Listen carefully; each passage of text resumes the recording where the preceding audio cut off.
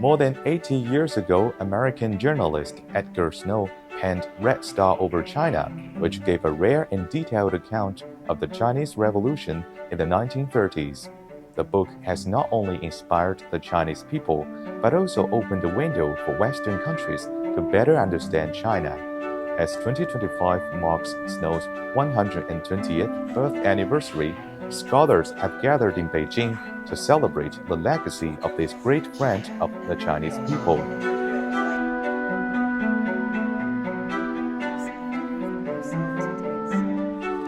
Red Star over China is such a masterpiece. Published in English in 1937, the book was quickly dubbed the scoop of the century and became required reading for virtually anyone wanting to learn more about modern China. Nearly 90 years later, it is still that. As I traveled around China, I tried to imagine it through Edgar Snow's eyes.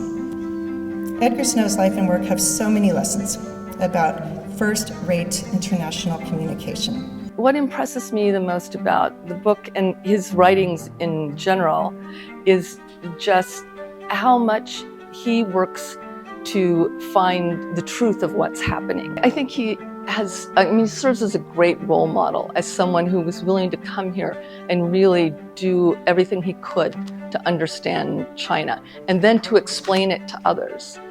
At the Edgar Snow Foundation, I feel a big part of our role is to come here and to understand ourselves. The more we know about each other, the better we understand each other, and the more we realize that we really can be friends. But I always knew about my aunt and uncle being very famous. Since I came to China, I was so impressed what they did. It was amazing, the things that they did historically to help China. This is a problem with many Western people.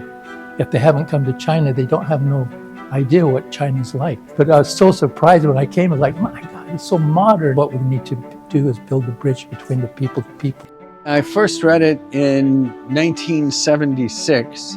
Probably read it about 7 times, maybe a little more. If you want to truly understand, you have to work. In order to find the truth, you have to do work. And I think that's what any serious journalist would have to learn from Snow, so that they can then go back to their countries with a more honest and a more accurate understanding of what China is like and how China came to be what it is today.